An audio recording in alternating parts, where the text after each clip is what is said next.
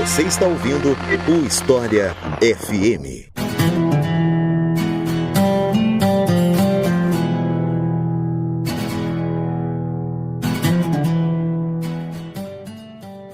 El Cid. Eu acho que você já ouviu falar desse cara. Pode ser por causa do cinema, pode ser por conta da série na Amazon, pode ser por conta do Age of Empires 2, não sei. Talvez você já tenha ouvido falar dele, mas afinal, quem foi El Cid?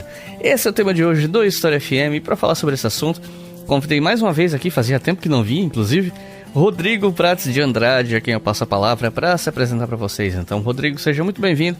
Fica à vontade para se apresentar pro pessoal. Bom, gente, bom dia, boa tarde, boa noite. Faz muitos anos, né, que eu não venho aqui aparecer aqui no podcast, né, no História FM. Bom, pra quem não me conhece, apesar de eu estar desde o episódio 01, né, a gente faz um tempo aí que eu não apareço. Meu nome é Rodrigo Prates de Andrade, eu sou doutor em História pela Universidade Federal de Santa Catarina e atualmente sou professor da Rede Municipal de Uberlândia. Então é isso, gente. Vamos conhecer um pouco mais sobre esse personagem histórico depois que eu der um recado pra vocês.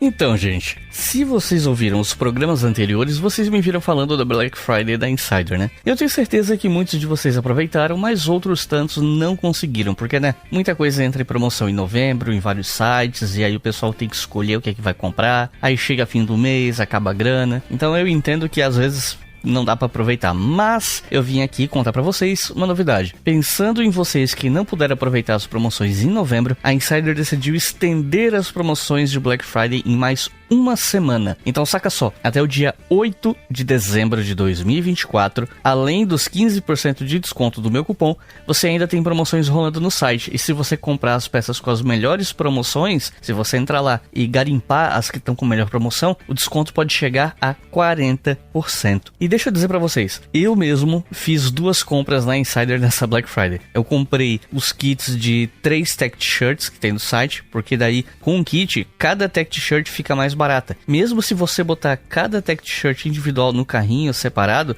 o desconto não é tão bom, mas se você pega o kit, aí você escolhe a cor e o tamanho de cada uma e o desconto é maior. Então a primeira compra eu comprei um kit desse e mais uma camiseta extra e ganhei uma cueca, porque naquela semana tinha esse brinde. Aí depois eu comprei mais 3 e uma cueca, que daí eu comprei mesmo, não foi um brinde. Mas ainda assim, eu consegui os melhores descontos nessa Black Friday e você tem mais uma semana para conseguir esses descontos, até dia 8, beleza? E aí você me pergunta, Iclis, como é que eu consigo esse desconto? Bom, tem 2 formas. A primeira é acessar a Insider pelo link na descrição desse episódio, porque daí o desconto é aplicado automaticamente. A segunda maneira é usando o cupom HistóriaFM15. O cupom está escrito na descrição do episódio também, para não ter erro. Então aproveita que essa é a última semana do ano para você conseguir os melhores descontos da Insider, porque afinal, depois que você usa Insider, você não quer voltar atrás.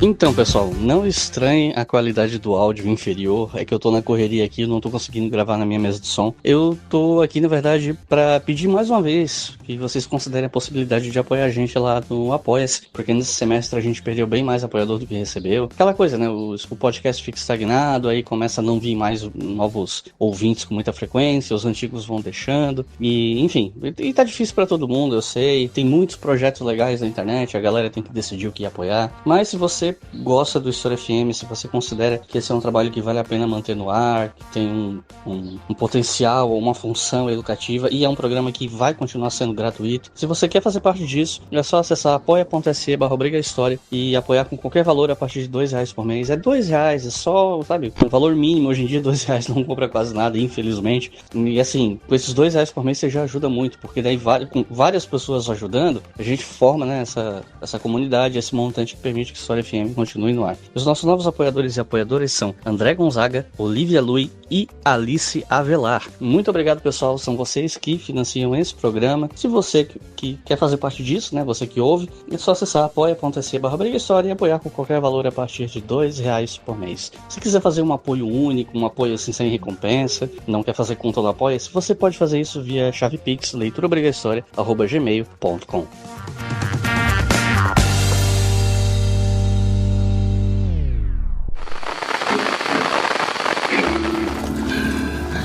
Mi nombre es Rodrigo Díaz. Nací en Vivar. Mi padre murió luchando por Fernando I. Por toda herencia me dejó una espada.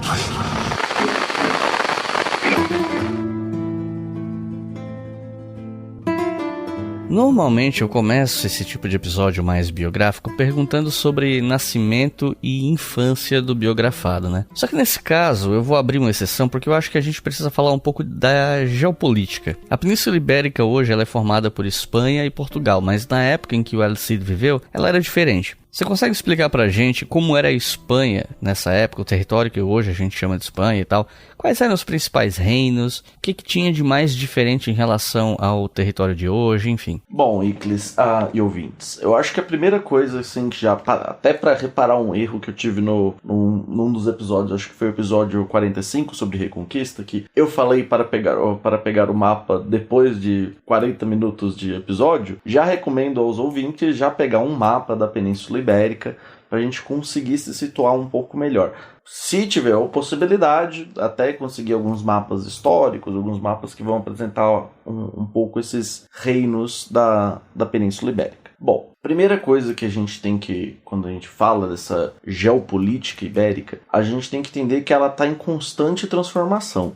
Se você for olhar um mapa do início do século IX, outro do início do século X, outro do início do século XI e outro já no momento de maturidade de El Cid, né, dessa figura que a gente conhece como Rodrigo Díaz de Vivar, a gente vai perceber justamente como isso vai mudar constantemente. Bom, mais ou menos na época de El Cid, a gente tem algumas estruturas políticas bem consolidadas. Primeiro, a gente tem ao norte, pegando uma região ali centro-norte da Península Ibérica, nós temos os reinos de Leão e Castela. Posteriormente, esses reinos vão ser unificados. Por mais que isso é uma coisa que às vezes a gente tende a ter uma certa dificuldade de imaginar, né?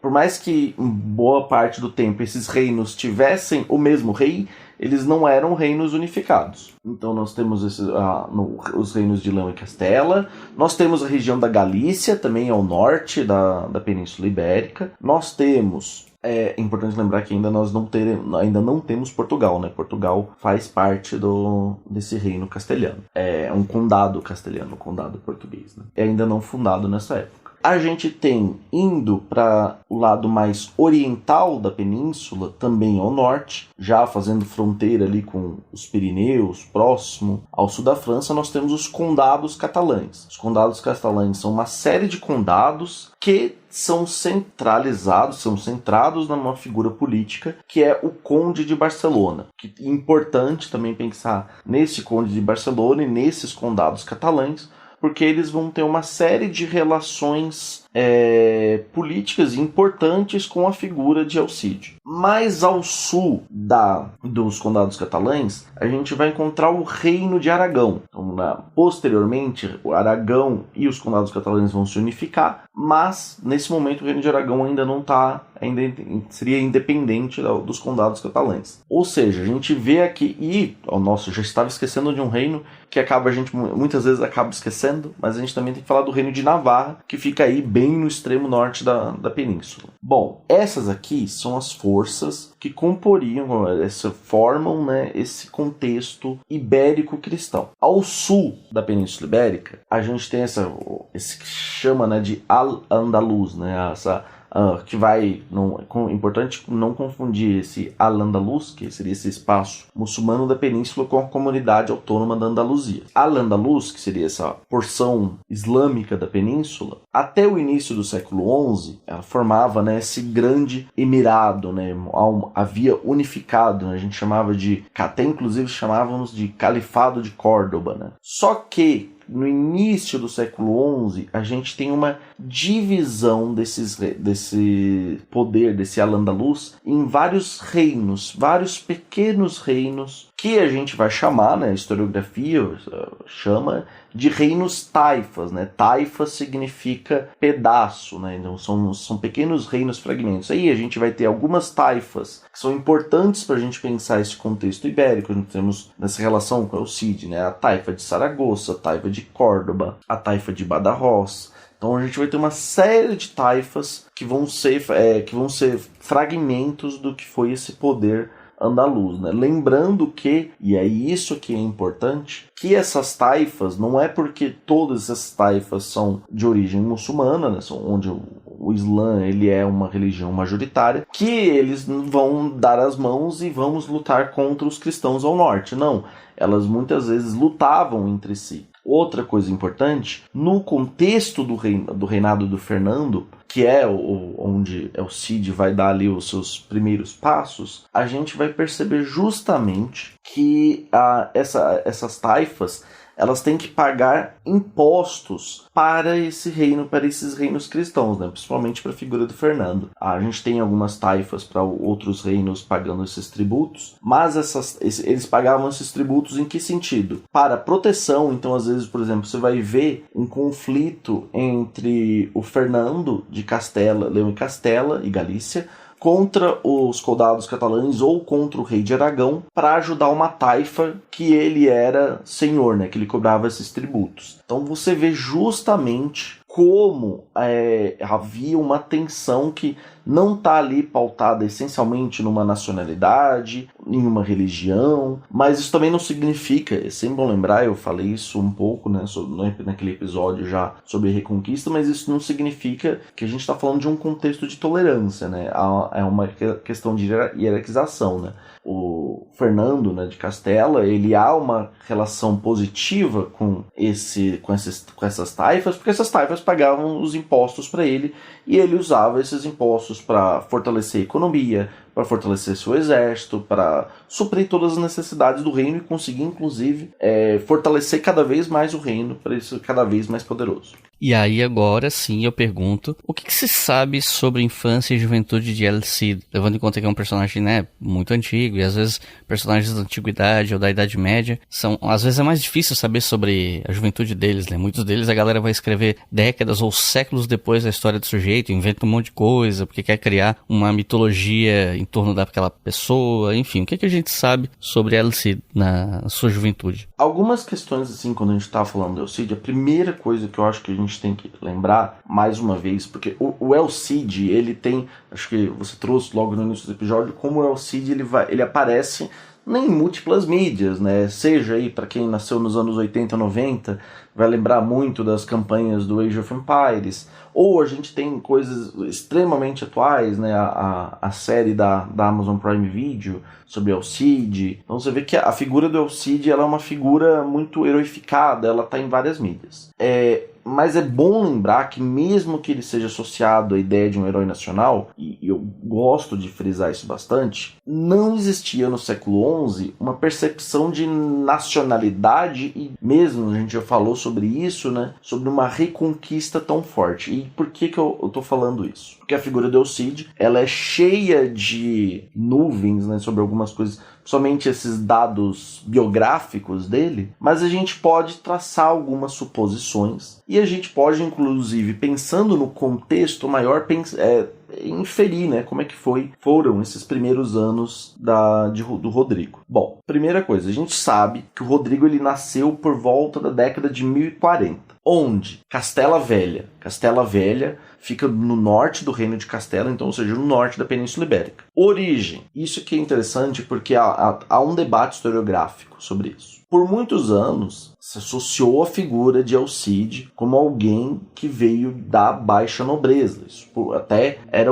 quase que um consenso dentro da historiografia. Mas, isso aqui é importante lembrar, já existem alguns estudos recentes, assim, se for ver em plataformas como Google Scholar, você vai achar já algumas referências sobre isso, que vão apontar a possibilidade dele ser um membro da alta nobreza. Então você vai ver já um pouco que ele pode ser desde uma baixa nobreza para uma alta nobreza. O consenso é que de fato ele pertencia a essa nobreza. Algumas coisas dão a entender que ele principalmente através de uma linhagem materna, ele vinha já de um extrato nobiliárquico mais importante. Vamos começar aqui, e aqui é importante quem memorizar algumas coisas assim, até quase com papel e caneta pra gente lembrar. Primeira figura que a gente tem que pensar é no avô de El Cid. O avô de Elcide se chamava Laim Núñez. O pai do Elcide se chamava Diego Laínez. E aqui é só um pequeno asterisco, muito comum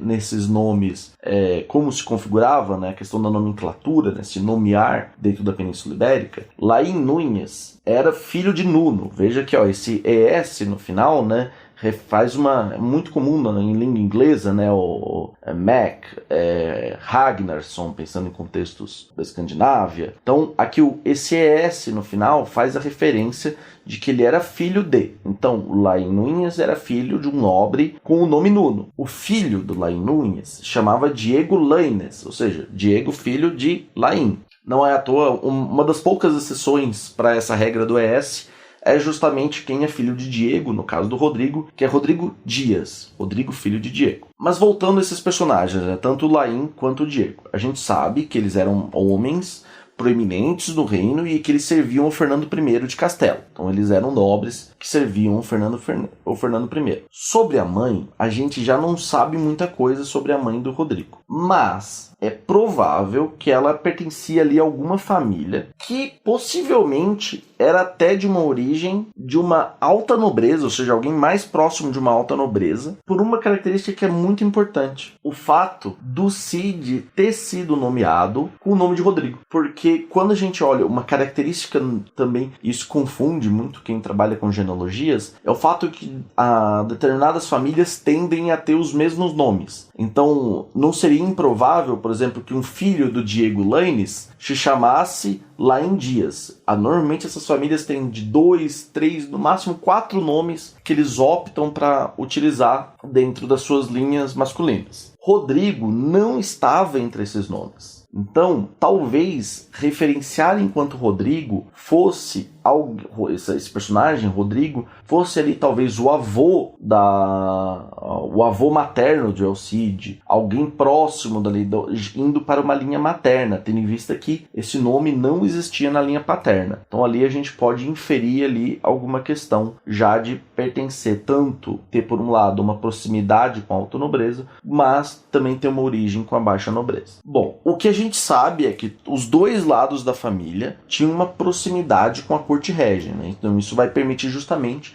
que o Rodrigo ele vai ter ali uma posição confortável, né? Ele não vai ser, seja ele vinculado mais a uma baixa nobreza ou uma alta nobreza, ele está ali numa situação confortável que vai permitir justamente que ele sirva na casa do herdeiro de Castela, né? O principal herdeiro do Fernando I, que era o Sancho. E o que a gente sabe é que possivelmente isso vai acontecer quando ele tinha ali aproximadamente uns de 13 a 15 anos de idade. Então aí a gente está falando aí já dos anos 50 da década do século XI, e aproximadamente 1054, 1055. Alguns anos já antes dele iniciar a carreira militar dele, que começa em 1060. Bom, entre ali 1040 e a gente tem ali alguns dados, ou seja, data de nascimento, quando ele provavelmente ingressa ali na corte do Sancho de Castela, mas a gente não tem muitas indicações, assim, alguns dados biográficos sobre Elcide, né? Mas a gente pode traçar algumas inferências.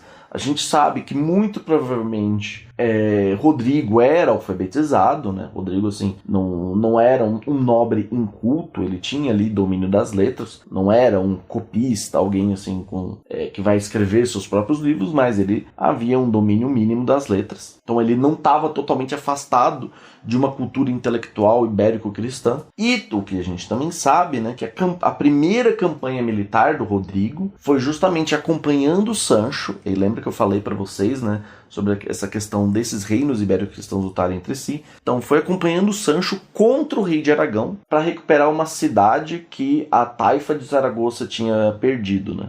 E eu acho que esse feito, né, esse movimento militar, que é essa primeira campanha que o Elcide participa, ela é bem exemplar do que foi a carreira do Elcide, né? Essa figura que vai transitar vai servir a um rei cristão, no caso um herdeiro, né? Assim, entre aspas, príncipe, né? A gente não usa muito príncipe para falar sobre herdeiro, mas nos âmbitos medievais, mas servir esse herdeiro do reino cristão contra outro reino cristão para apoiar uma taifa, né? Um reino muçulmano. Então a gente vê, isso é muito exemplar de como a carreira do Elcide se desenvolve, né? Em meio aos violentos conflitos militares, surgiu um herói cujo nome ressoa pela história. Rodrigo Dias de Vivar, mais conhecido como El Cid, o Campeador.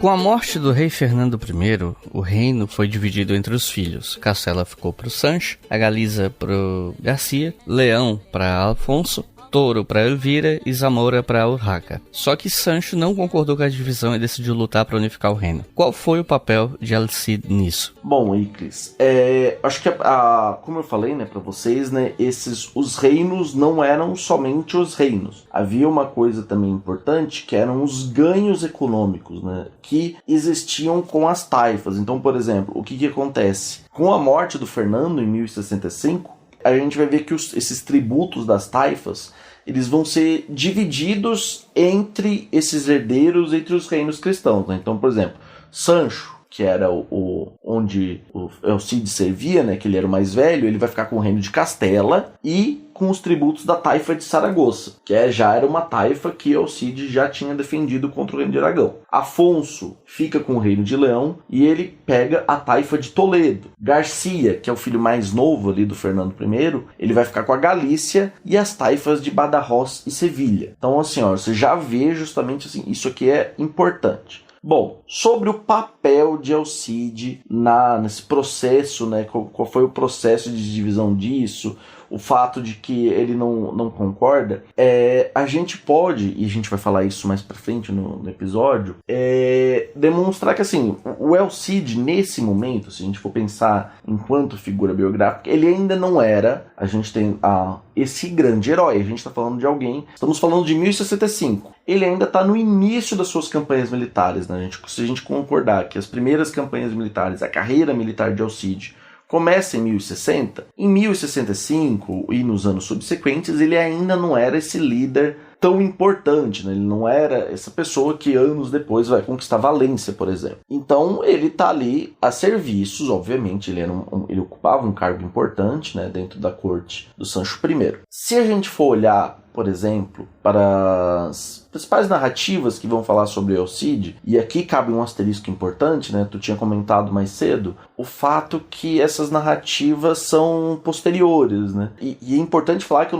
gente não está falando de narrativas posteriores de, alguém escreveu sobre El Cid 20 anos depois. A gente está falando de narrativas posteriores que muitas vezes estão ali, pelo menos, numa distância de um século. Então, o El Cid, por mais que a gente tenha ali no início do século XII alguns textos, muitas das narrativas que a gente vai conhecer atreladas à figura de El Cid vêm do século XIII. Então, é uma distância relativamente razoável para os feitos, né, do El Cid. Então, por exemplo, no poema de Meu Cid, né, que acho que é a principal fonte narrativa para quando a gente vai falar dessa figura cidiana, aparece em muitos contextos, principalmente em textos prosificados desse poema, a ideia do Cid como inicialmente contrário, né, o fato desse Sancho desejar, né, conquistar os reinos de Leão e Galícia.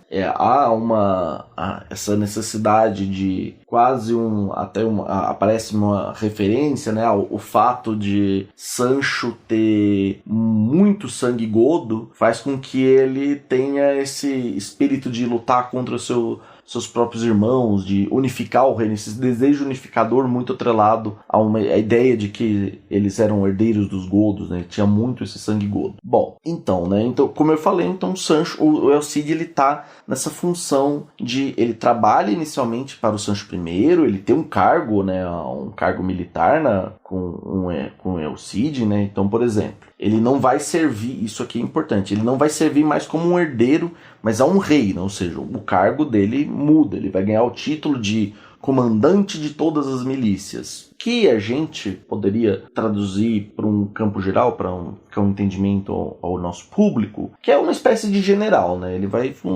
comandar ali os exércitos do Sancho I, rei de Castela. Sancho rei de Castela. É provável que nessa época, né, servindo ao Sancho, ele tenha ganhado o título de campeador, né? O que é o campeador, né? O Campidoctor, o doutor bélico. Então, ou seja, ele ganha esse título, né? Essa ideia de que ele comanda o campo de guerra, ele é o mestre das batalhas, né? Bom, né, e aí a gente tem, né, a morte do Fernando em 1065, mas já em 1068 a gente tem uma guerra entre Castela e Leão. A guerra ela se resolve de maneira rápida, Castela vence. Em 1071, os dois irmãos, Afonso e Sancho, lutam contra o Garcia e vencem.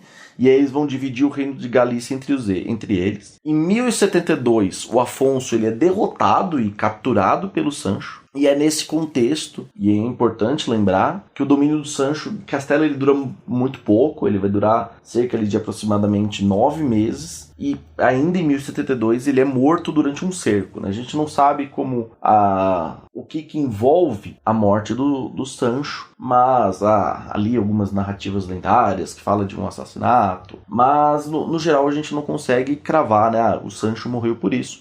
Mas a morte do Sancho, ela muda a geopolítica, né? Os enfrentamentos entre esses reinos. Sancho conseguiu tomar o reino de Leão dos irmãos Alfonso, depois ele empreendeu um cerco contra Zamora, mas durante o cerco ele foi assassinado. Então eu queria pedir para você explicar como é que foi esse contexto, quais as consequências disso, levando em conta que Sancho não tinha herdeiros, né? Bom, né, com a morte do Sancho, né, como a gente acabou falando um pouco no bloco anterior, né, com a morte do Sancho, o Afonso ele surge ali como esse herdeiro do Sancho, unificando, mais uma vez, né, não unificando os reinos, mas tomando para si os títulos, né, de rei de Castela e Leão, né? Isso acaba criando alguns problemas iniciais para ele, tendo em vista ali alguma rusga numa relação com Afonso VI. Por conta da relação ruim dele com o rei, El Cid foi desterrado.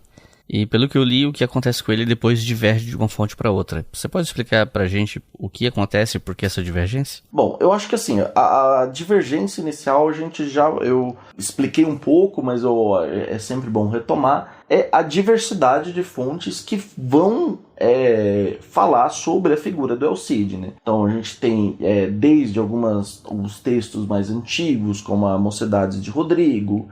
A gente tem o próprio poema de Meu Cid, e aí é que é importante falar, né? Você vai ver muitas referências a poema de Meu Cid, quando se fala sobre a figura do Rodrigo. Mas o poema de Meu Cid, a gente não tem o manuscrito. O poema em si, ele se perdeu, como acontece em muitas dessas documentações. O que a gente conseguiu acessar, né? A primeira edição que vai ser impressa aí acho que no final do 19, né, do poema do Meu Cid, o início do 20. Agora eu confesso que me foge um pouco a data. Mas essas edições que a gente vai conhecer do poema, elas vão ser extraídas de prosificações do poema. O que são essas prosificações do poema? Se a gente for olhar os textos cronísticos que vão ser elaborados nos reinos ibero-cristãos, tanto em Castela quanto em Portugal, muitos deles vão incorporar as narrativas de Alcídias. O Alcídio é muito importante para uma historiografia ibérico-cristã ali dos séculos 13 e 14.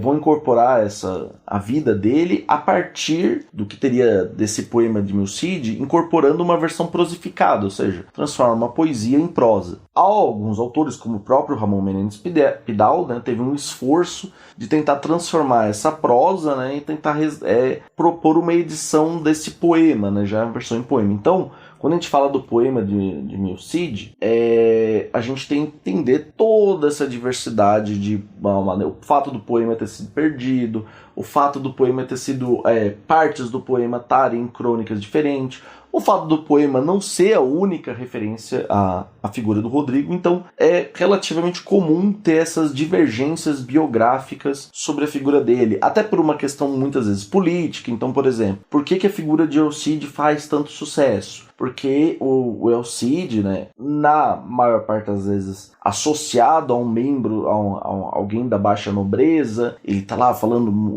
as narrativas dele envolvem muita vingança, o fato de ser um bom vassalo e às vezes o rei não reconhecer que ele é um bom vassalo, tudo isso faz muito sucesso, né? Faz muito, como é que eu vou dizer, cai no gosto, né? Vamos usar essa expressão, né? Cai no gosto de uma nobreza, principalmente vinculada, né, a essa baixa nobreza, que o El Cid como um representativo desses valores. Então por isso que a gente tem, então você tem, por exemplo, textos que vão ser mais positivos, El Cid, mas você tem textos mais negativos que vão traçar ali algumas críticas ao Cid. Então isso vai depender muito da diversidade, né, do texto, da diversidade textual que envolve o Cid. Bom, né, mas então por que há essa relação ruim, né, com o Afonso, né, ou essa pretensa relação ruim com o Afonso? Então por que isso acontece, né? Então muitos autores no início do século XX eles vão apontar o quê?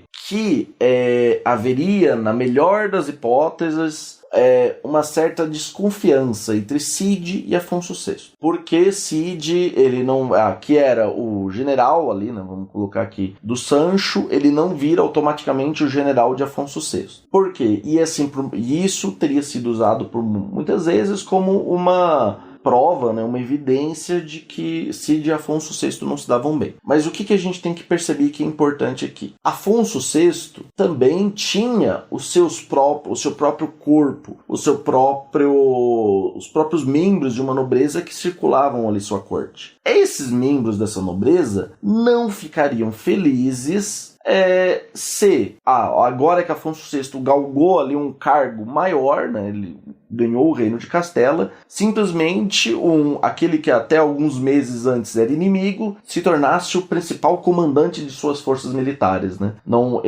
Ele perderia apoio dos seus próprios, né, dos seus homens. Então não faria sentido. Ele tinha que recompensar, né, o Afonso VI, os seus próprios homens. Vamos imaginar aqui, por exemplo, né, fazendo uma metáfora um pouco forçada, mas que eu acho que pode explicar para o público geral. Vamos imaginar que alguém está concorrendo a um cargo executivo, o presidente de um partido X concorre com o presidente do partido Y. Compondo junto com o partido X tem o partido Z. O partido X ganha, ele não vai querer, o Y não vai querer que o ministério vá para o seu opositor. Ele quer, partido X, eu te apoiei. Eu quero um ministério. Então, assim, a gente, para entender isso, tem que entender um pouco disso. Então, por isso que o Cid, em um primeiro momento, ele não vai, né? Ele não tem essa aproximação com o Afonso VI. Não é que eles fossem inimigos, que eles tivessem rusgas. Não, é porque ele era o Afonso VI tinha que recompensar os seus próprios homens. O Rodrigo, ele é exilado, né? Como era uma figura muito próxima do Sancho. Ele vai para Barcelona tentar servir o Conde de Barcelona. Ele não consegue, né? O Conde de Barcelona não aceita ele na sua corte. E depois ele vai para a Taifa de Saragoça.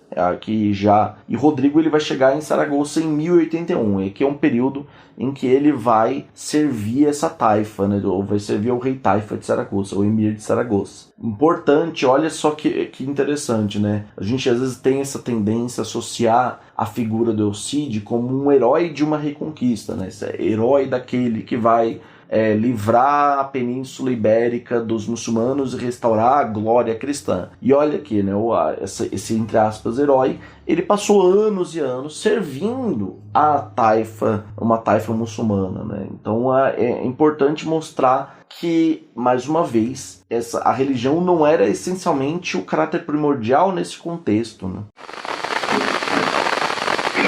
Desde a tenra juventude, El Cid mostrou-se dotado de habilidades marciais excepcionais. Ele dominou a arte da cavalaria com maestria e já exibia traços das suas capacidades de liderança.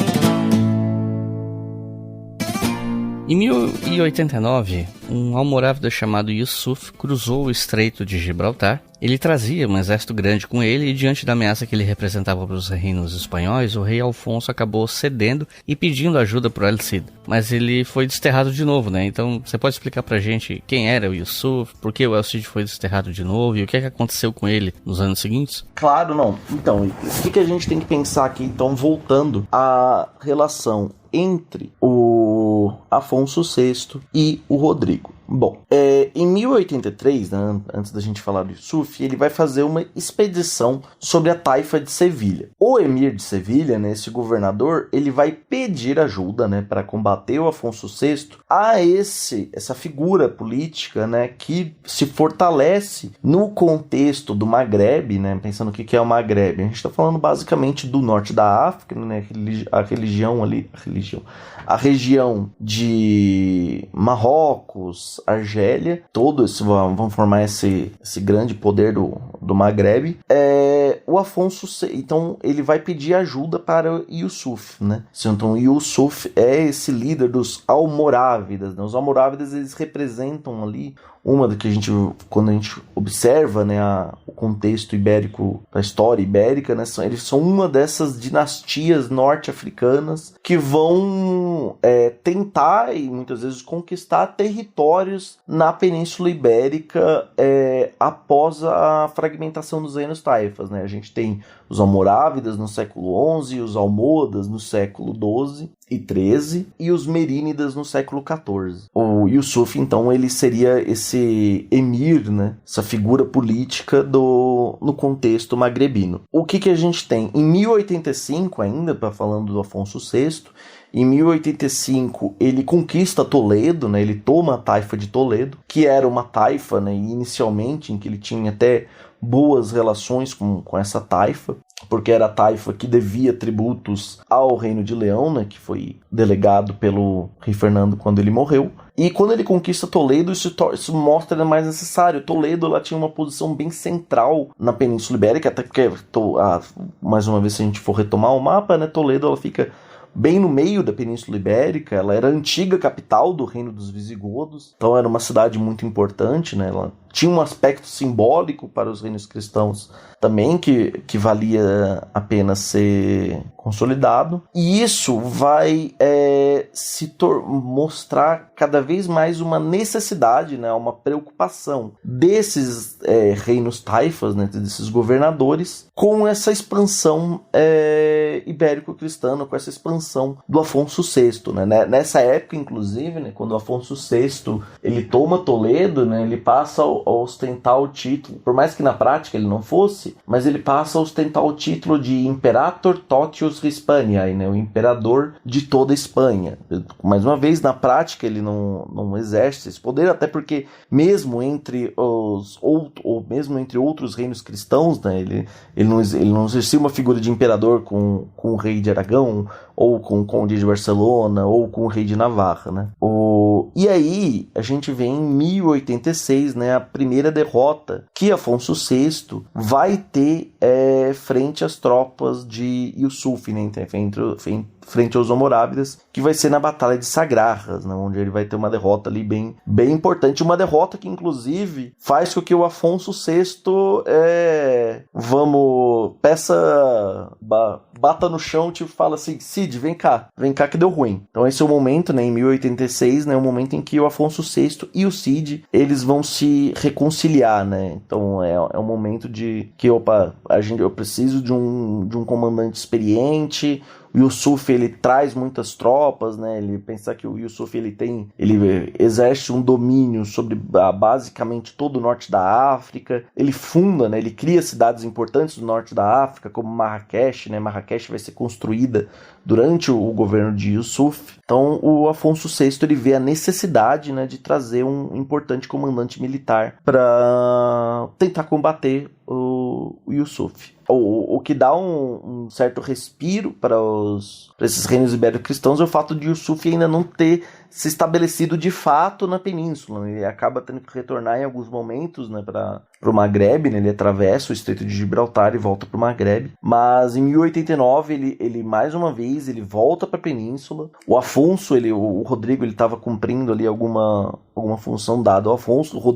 O Afonso chama o Rodrigo. Ele não chega a tempo. E isso aí, inclusive, vai ser motivo de mais um desterro, né? E isso aí isso é motivo de mais um desterro. E aí até que em 1090, né, o Yusuf ele tenta sitiar Toledo, não consegue, né? Lembrando que esses cercos eles são sempre complexos, né? Não é nenhum, são raros os casos em que uma força militar muito grande tenta tomar uma cidade de assalto, porque isso é um risco, né? Você pode perder muita gente. Então normalmente essas conquistas elas se dão mais em cercos do que em batalhas campais, né? A gente tem essa tendência a imaginar um medievo recheado de batalhas campais, mas elas são raras, por isso que inclusive elas são lembradas, né? Elas são tão raras que são lembradas, né? Aparece muito nas narrativas. Uma das coisas que aparece bastante relacionada à figura do El Cid era a sua relação com os muçulmanos. Você pode falar um pouco mais sobre isso?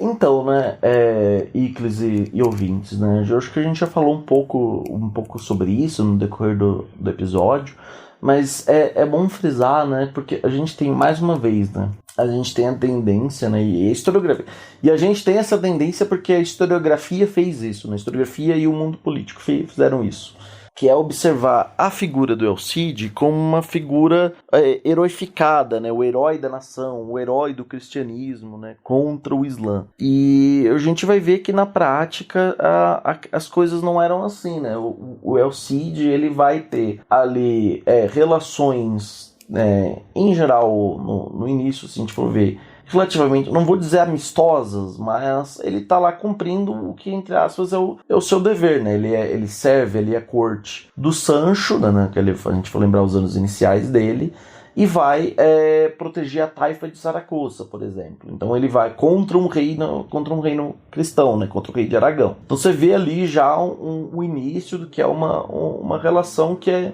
vamos dizer, na melhor das palavras, assim, no modo mais tranquilo, amistosa, vamos botar assim. E mais uma vez, não é que o Cid, o Rodrigo, ele fosse um mau cristão. Não, ele era um cristão nada, não existe qualquer evidência na documentação que demonstre que ele não seja um bom cristão, né? Não tem nada que coloque isso contra ele.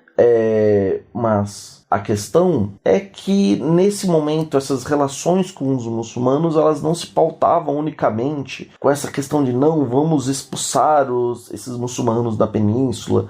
Não era uma questão tão central para a figura de Rodrigo. Exemplo disso é que ele estava muito mais preocupado com ganhos materiais, né? A necessidade de uma reprodução material, mas também ganhos simbólicos, quase como uma espécie de economia da honra, né? Que é a ideia de que ele quer ganhar mais honra, quer ganhar mais valor entre os seus homens, um valor bélico, né? A ideia de ser conhecido como um grande guerreiro. E o exemplar disso vai ser justamente o momento em que, após o exílio, né? O primeiro desterro, né? O desterrar, né? Sempre bom lembrar, né? A gente acho que acabando não demonstrando que isso, desterrar significa exilar, né? Você está desterrando, né? Tirando a terra de alguém, né? Exilando alguém. Então, já no primeiro exílio, o Rodrigo ele vai servir a taifa de Saragoça, né? Ele passa ali aproximadamente 5 anos servindo a taifa de Saragoça, lutando principalmente contra muçulmanos, mas ele também lutou contra outros cristãos, né? Então ele viveu sob o domínio islâmico, ali pelo menos durante meia década, de uma maneira relativamente tranquila. Dados biográficos, a gente tem poucos dados biográficos, né, sobre essa época, né? Mas não há qualquer evidência que demonstre uma relação não amistosa entre o Cid e a figura do Taifa de Saragoça. Obviamente, né, ele, quando há a opção dele servir a um rei cristão, ele opta, né, ele reconcilia, né, com a figura do Afonso VI, mas a gente tem que lembrar que a religião não é em si o ponto não é o divisor de águas na biografia do El Cid, né? Se você quiser colaborar com o História FM, você pode fazer isso via Pix, usando a chave leituraobrigahistoria@gmail.com. E assim você colabora para manter esse projeto educacional gratuito no ar. Entre 1093 e 1094, El Cid empreendeu um cerco contra Valência, conquistando a cidade depois de 19 meses. E aí, mais uma vez, a gente tem histórias diferentes, né, sobre El Cid. Uma história exaltando essa figura e outra história criticando essa figura. O que as fontes dizem sobre esse ponto da história dele e que interpretações diferentes são essas? Mais uma vez, né? Então, El Cid, né, nesse momento, ele não... Em 1094, né, ele toma Valência, né, não por assalto, né, mais uma vez a gente lembra que esses assaltos eles são esporádicos, né, no contexto ibérico, não somente ibérico, mas no contexto medieval, né, eles são muito esporádicos e ele toma num grande cerco, né? E quando a gente fala quando ele toma uma cidade num cerco, ele é via negociação, né, normalmente, né? Então ele toma Valência e ali ele estabelece, né, uma espécie de... ele usa o domínio quase como se fosse a antiga taifa de Valência, né? Como se fosse um reino próprio. Ele estabelece, ainda mantém boas relações com os muçulmanos que ali viviam. E é o momento, então, que inclusive que há uma certa disputa política entre ele e Afonso VI, né? A figura, ele fala que a ideia de que ele serve o Afonso. E é o momento, inclusive, e esse Emprestes, né, a gente vai ver mais pra frente, né? É o momento em que aparece a possibilidade dele enfrentar o Yusuf, né? Então, com as tropas valencianas. É o momento, inclusive, que ele é derrotado, né, mais pra frente. E aí aparece muito a questão toda a lenda que envolve a figura de El Cid, né? Porque o El Cid, isso aqui é muito interessante, as narrativas, quando vão apontar esse contexto do domínio sobre Valência, elas evidenciam muito o momento em que El Cid ele acaba morrendo, né? E não participa vivo, né, dessa última batalha, né, contra os Almorávidas, né? Eles acabam sendo derrotados, mas a ideia de que o El Cid, né, o corpo desfalecido de El Cid, ele participa da batalha, né, montado em seu cavalo, né? Então, e é um momento, inclusive, que a esposa de El Cid, né, Dona Elvira, ela acaba cumpre ali uma dimensão política, né, sobre os vassalos de El Cid, né?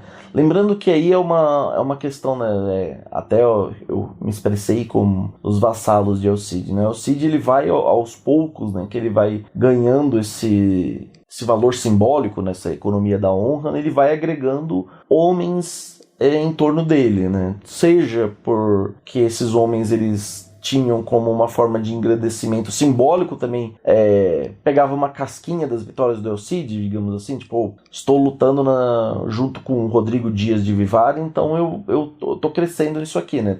Eu me beneficio disso, de estar próximo ao Rodrigo, de servir junto com o Rodrigo. Ao mesmo tempo, eles também têm ganhos materiais, né? A gente não pode esquecer que um saque a uma cidade, a tomada de uma cidade, a divisão ali dos seus bens materiais, ela enriquece muitos daqueles homens. Então, muitos dos homens eles ainda servem, acompanham o Rodrigo nesses confrontos como uma forma de enriquecimento. Por fim, o El Cid acaba sendo transformado numa espécie de lenda, tal. Então eu queria saber, assim, como foram os últimos anos de vida dele? Ele morre em combate, ele morre de velhice?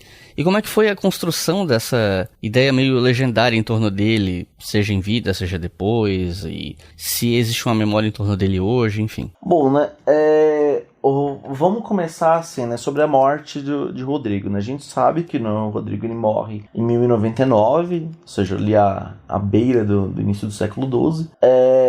Ele E aí, por exemplo, as narrativas, né, apontam muito essa, como eu falei, nessa ideia dele servindo, né, lutando mesmo depois de morto no conflito, né, contra os muçulmanos, especialmente os almorávidas, né? Mas a gente sabe que muito provavelmente o Cid ele morreu de doença / velhice. Ele morreu assim, a gente tem uma tendência a observar, a falar que muitos anos a gente falava isso, né? Com 30 anos de idade, se você vivesse na Idade Média, você já estaria morto, né? Nós já estaríamos mortos, né? Mas isso aí também eu acho que é importante frisar que, tal qual, se a gente for comparar bairros de São Paulo, né? Compara Jardins com o Capão Redondo, a gente vai ter expectativas de vida diferentes. Na Idade Média a gente também vai ter isso, né? A gente vai ter figuras que vivem até os 60, 70 anos. O El Cid, ele vai morrer ali relativamente jovem, né? No contexto ibérico. Ele morre com um pouco mais de 50 anos. Sabe? Mas ele morre possivelmente de alguma doença, né? Talvez algum ferimento de combate, mas muito provavelmente uma doença. É interessante falar sobre isso, né? Sobre essa lenda, até a própria lenda do El Cid, né? Essa ideia dele ter lutado em combate mesmo após a morte. Aparece na narrativa a ideia de que você não vai ver a Espanha livre, mas ela se tornará livre, né? Você vai ser salvo. A figura do El Cid acaba sendo muito, muito importante, né? E isso eu acho que tem uma anedota que eu gosto de lembrar, porque ela é representativa de alguns aspectos, né, muito fortes no contexto ibérico, né? O corpo do El Cid, ele vai, né, para um monastério, né? Ele fica exposto para as pessoas, ele não decai inicialmente, né? E a ideia de que ele não decai, ele não está apodrecendo ou se corrompendo, no âmbito medieval dá uma demonstração de que ele é bom, né? Porque aquilo que corrompe, né, que apodrece é ruim, e aquilo que permanece no seu estado natural, vivo, é bom, né? Por isso que inclusive muitas relíquias cristãs são associadas a essa ideia de você tem a língua de um santo que não se corrompeu, que não apodreceu, né? A ideia de que o que é incorruptível, né? E aí tem essa anedota, né, que eu acho um pouco engraçada, que ela é muito representativa, que há um momento, né, um judeu, né, ele vê o Cid, né, o corpo do Cid, e aí ele pensa, vou fazer aqui um negócio com o El Cid e vou puxar a barba do El Cid, né? Puxar a barba de alguém, né, no contexto medieval é um ato de desonra, né? Você tá fazendo uma sacanagem ali com a pessoa, né? Um exemplo disso, inclusive, é um personagem numa genealogia catalana que um conde franco, né, puxa a barba dele, ele não gosta disso, ele puxa a espada e corta a cabeça do cara. Então, não puxe a barba do amigo. Se você está na Idade Média, não puxe a barba do seu amiguinho. E se você tá hoje também, porque se vier puxar a minha barba, eu te dou um soco na cara. Mas enfim. Então, pode continuar. Então esse judeu, ele vai tentar puxar a barba do El Cid, e quando ele vai tentar fazer isso, e a gente tá falando do corpo morto do El Cid, a mão do El Cid vai pra altura da espada, como se ele fosse tentar puxar a espada, né? Parece aquelas historinhas que a gente lia nos anos 2000 sobre o Chuck Norris na internet, sabe?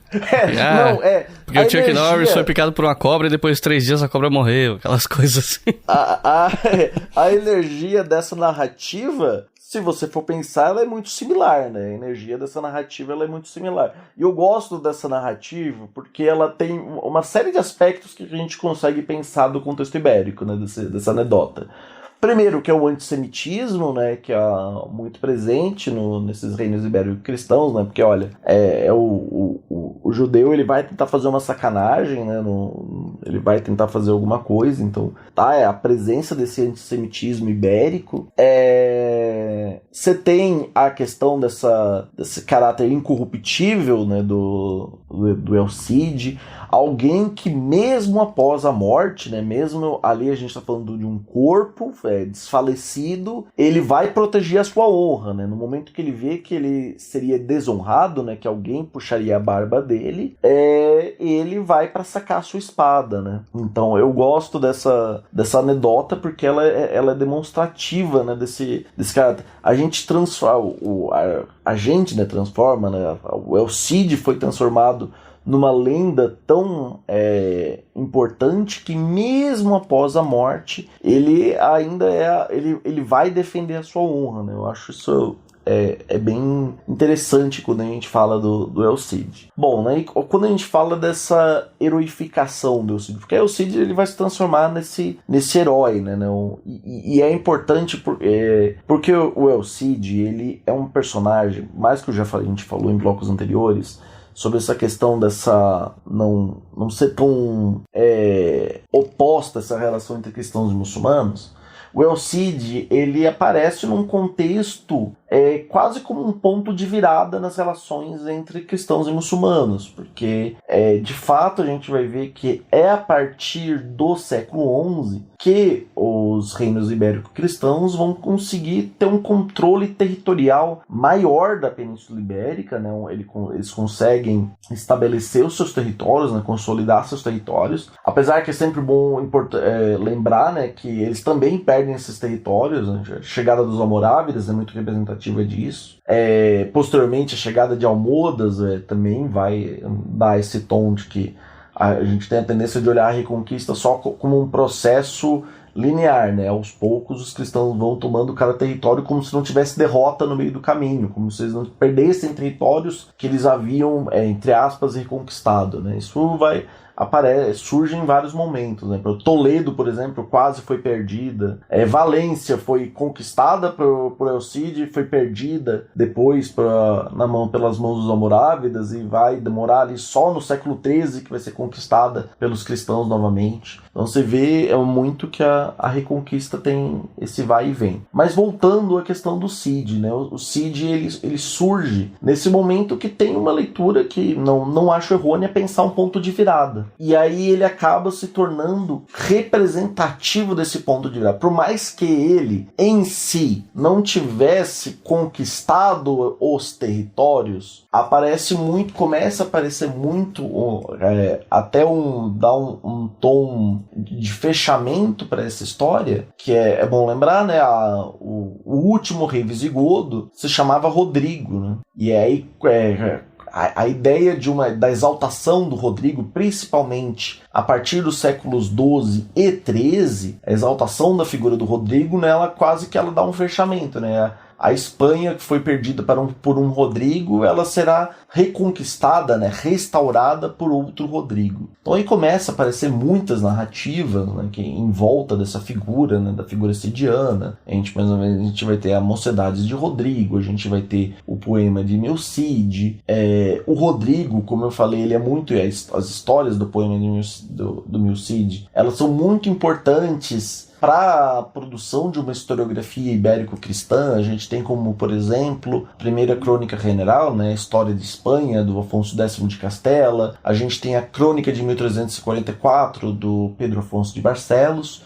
Fontes que vão ter essa presença prosificada dos feitos de El Cid, e elas vão ser muito importantes, porque você tem desse papel do El Cid em lutas contra os muçulmanos, mas El Cid ele acaba sendo um herói da nobreza também ao mesmo tempo. Ele é representativo de valores nobiliárquicos, de uma relação ele inclusive, apesar dos dois exílios, né, dos dois desterros dele, ele é utilizado como representativo de um bom nobre, né, e ele vai ser exilado porque o Afonso VI comete alguns erros, ele é cercado de maus conselheiros. O Afonso VI não vai exercer a ideia de justiça, direito, e aí o El Cid acaba em alguns momentos tendo que executar uma vingança, né? A gente tem isso, é muito interessante quando a gente olha uma história que envolve o El Cid nessas crônicas, que é a história dos infantes de Carrion, né? O El Cid ele não tem filhos homens, né? Ele acaba não tendo filhos homens. Ele tem 2 filhas. E ele, inicialmente, né, até com o apoio do Afonso VI, ele casa as 2 filhas com esses infantes de Carrion, que seriam filhos de uma importante família dos reinos ibérico-cristãos. E esses infantes de Carrion, eles são tidos pela narrativa cidiana, né, como um pouco covardes, que não são bons nobres, e eles acabam desonrando as filhas do El Cid, né? A narrativa, ele arranca as roupas das filhas do El Cid, batem nelas e deixam elas no meio do campo. Elas acabam sendo resgatadas, né? O Cid, ele fala que vai se vingar, ele pede pro Afonso VI poder se vingar, né? Ele se vinga dos infantes de Carrion, e até depois ele vai casar, né? Ele casa as suas filhas com respectivamente o rei de Navarra e o rei de Aragão. É interessante isso, né? Porque há uma valoração posterior dessas famílias, tanto de Aragão quanto de Navarra, por descender do El Cid, né? O Cid, ele se torna um ponto-chave na história ibérica, nesse herói ibérico, de tal maneira que ele vai ser lembrado, né, como, nossa, uma família régia, uma família real vai valorar o aspecto de que descende do El Cid, né? Não há qualquer comprovação disso, mas, por exemplo, tem uma passagem, né, que eu trabalhei na minha dissertação de mestrado, que é quando o rei de Aragão, Jaime I, ele vai conquistar Valência, né? E é o único momento em toda a narrativa dele, na autobiografia dele, que ele referencia o nome da espada dele. E a espada dele tem um nome muito parecido, o nome é muito próximo da espada que El Cid, nas narrativas, apresenta como a espada que ele teria usado na conquista de Valência, que é a principal espada dele. Então, pode ser que não, mas a referência a essa espada, né, essa arma, a mesma arma que El Cid teria usado numa conquista de Valência, mostra esse vínculo com El Cid, né? El Cid, ele é lido como esse grande herói. E isso aí vai permanecer, e a figura dele vai se transformar ao longo dos séculos, né? Por exemplo, há um apagamento proposital da relação que El Cid tem com esses reinos taifas, né, com os muçulmanos, né? O El Cid acaba se transformando num herói de uma coisa que ele nunca foi, né, que é essa ideia dele ser o herói da Reconquista, né?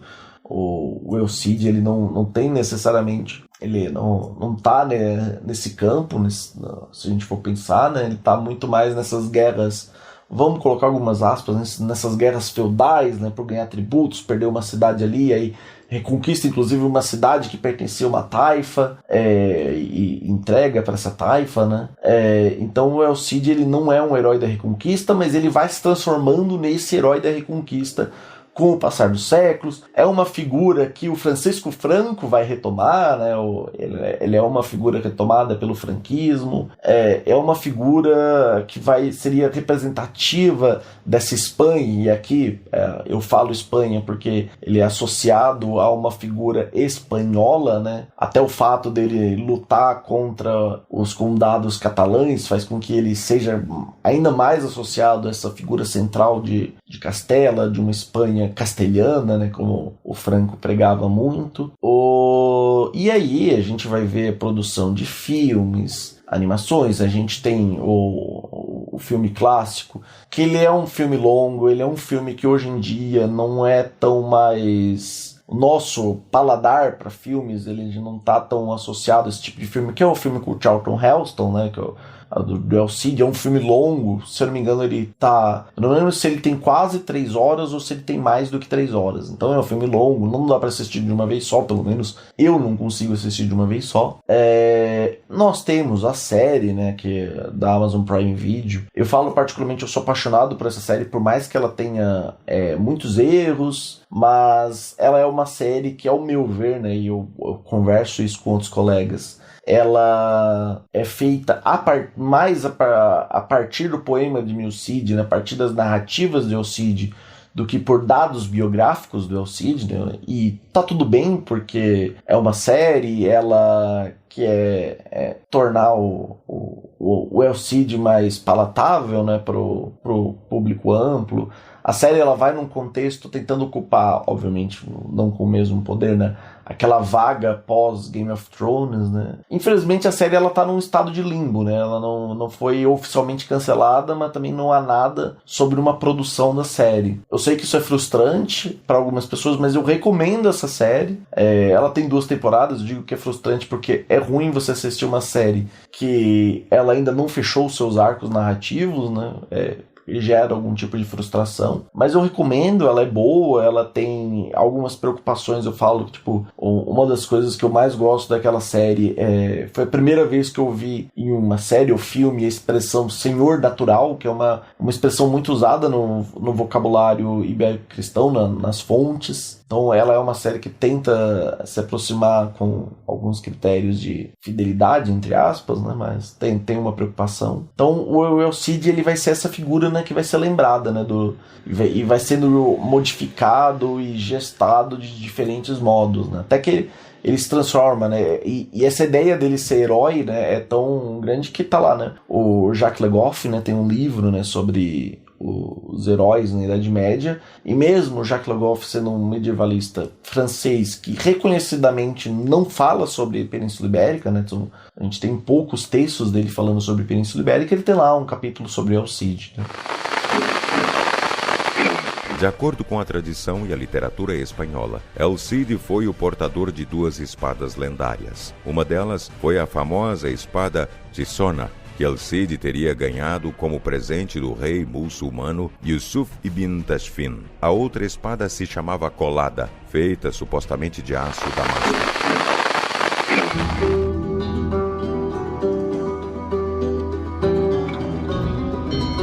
Recomendações de leitura para quem ouviu até o final, se interessou e quer saber mais sobre assuntos. Se eu tivesse que recomendar até uns 3 livros, o que você recomenda? Bom, Iclis, o que eu recomendo pra gente entender a figura do El Cid? A gente tem uma biografia do El Cid, né, que foi publicada nos anos...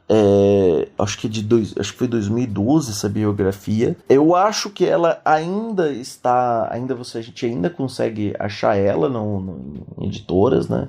Que é uma biografia do Richard Fletcher, intitulada Em Busca de El Cid. Ela tem ali alguns problemas, assim, no sentido que... Mas eu ainda acho um exercício biográfico, né, importante pra gente pensar o El Cid, né? Eu acho que ele ainda dá um tom interessante para pensarmos o El Cid. Ainda em português, né, o que eu acho para tentar entender, né, além desse contexto ibérico-cristão, né, tentar entender quem são esses almorávidas, quem são essas dinastias norte-africanas do Maghreb, né, eu gosto que para a gente observar o história geral da África, né, a gente tem ali alguns capítulos sobre os almorávidas, sobre quem são os almorávidas, que eu recomendo a leitura para a gente entender que é um campo que ainda já obviamente, com muito bem consolidado os estudos sobre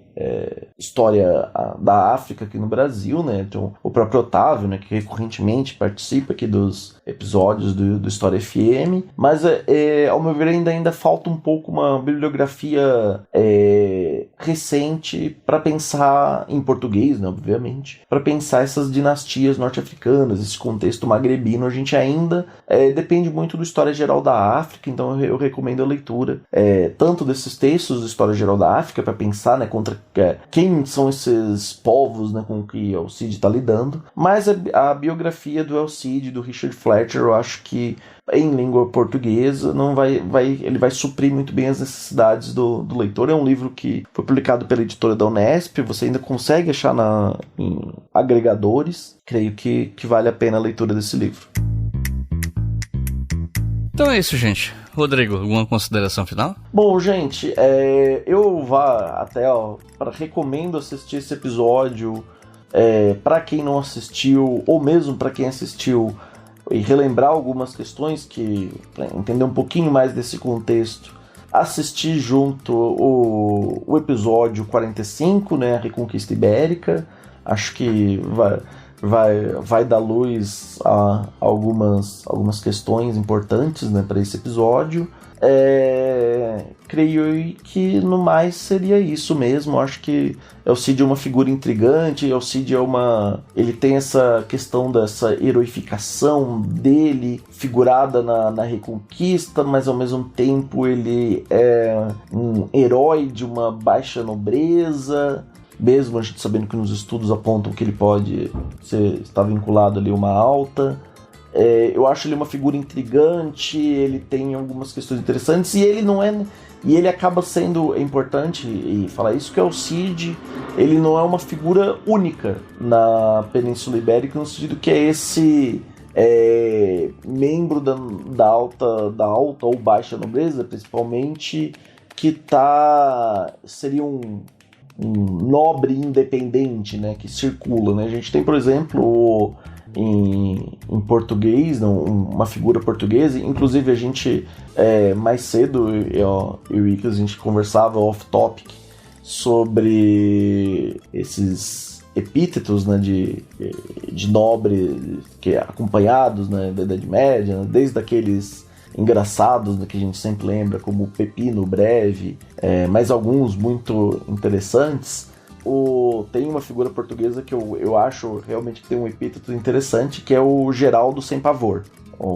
Né, ele tem uma figura desse nobre independente, né, que atua na luta contra muçulmanos, mas também contra cristãos no contexto ibérico. Então o El Cid, ele obviamente ele se sobressai, mas ele não tá ali sozinho, né? A gente tem figuras, inclusive, que tem narrativas parecidas com a do El Cid, mas que sequer existiram, né? Como o Bernardo de Carpio, também vão aparecer, né? Mas no mais seria isso mesmo, Iclis. Então é isso, gente. Muito obrigado por ter ouvido até o final. Não se esqueçam que os livros citados no fim do episódio estão no post desse episódio aqui no nosso site historiafm.com. Pode acessar, não tem anúncio chato no site, tá? Como 99% dos sites hoje. Sigam a gente lá no Instagram, @brigahistoria, e claro, apoiem esse projeto em apoia.se/brigahistoria. Então é isso. Muito obrigado e até a próxima.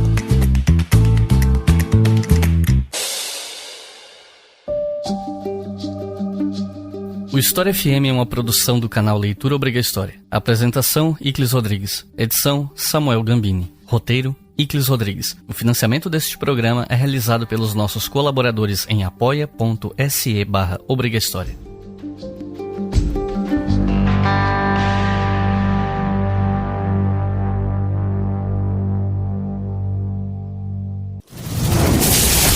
Esse podcast foi editado por Samuel Gambini, samuelgambiniaudio.com.